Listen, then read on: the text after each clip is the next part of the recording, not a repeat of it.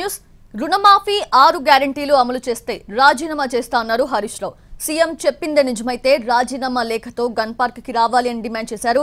Harish Rao BRS లో ఉద్యోగి మాత్రమేనని కోమటిరెడ్డి వెంకటరెడ్డి విమర్శించారు. మరోసారి రాజీనామా లేఖ పేరుతో హరీష్ డ్రామాలు చేస్తున్నారు అని కౌంటర్ ఇచ్చారు. పదవికి దూరంగా ఉండడానికి నేను సిద్ధం, కానీ నువ్వు మరి ప్రజలకు ఇచ్చిన మాట నిలబెట్టుకోవాలని కోరుతా ఉన్నా. 6 గ్యారెంటీలు 100 రోజుల్లో అమలు చేస్తామని బాండ్ పేపర్ల మీద రాశారు. చట్టబద్ధత తెస్తామని చెప్పారు. మొదటి రోజే సంతకం పెడతామన్నారు. ఇది సోనియా గాంధీ తల్లిగా ఇచ్చే మాట అని చెప్పి రాష్ట్ర ప్రజలకు మీరు హామీ ఇచ్చారు. ఆ హామీలు అమలు చేయాలని మరొక్కసారి నేను కోరుతా ఉన్నా. మీరు రావడం రాకపోవడం మీ విజ్ఞత. ఒకవేళ మీరు రాకపోతే ఇక్కడ అమరు స్తూపం దగ్గరికి వస్తే పూలు పెట్టాలని మీకేదైనా బేసిజాలుంటే కనీసం మీ స్టాఫ్ ద్వారానైనా మీ రిజిగ్నేషన్ లెటర్ పెట్టండి. నేను ఇక్కడ ఉండే జర్నలిస్టులకే నా రాజీనామా లేఖ విచ్చిపోతున్నా.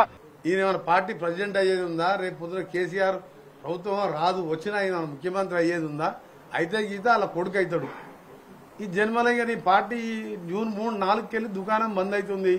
ఈయన నాటకాలు ఆడటానికి మళ్ళొక్కసారి ఇవాళ రాజీనామా పత్రం అని చెప్పి ఆ లెటర్ తీసుకొచ్చిన తర్వాత ఆ లేఖ చూస్తే నాకే నవ్వడం కాదు, ప్రజలందరూ కూడా అనుకుంటారు వీడు మళ్ళా జోకర్ చేసి మళ్ళా అనుకున్నావు. ఆ రోజు ఇవాళ రాజీనామా ప్రొఫామాలో రాసుకొచ్చి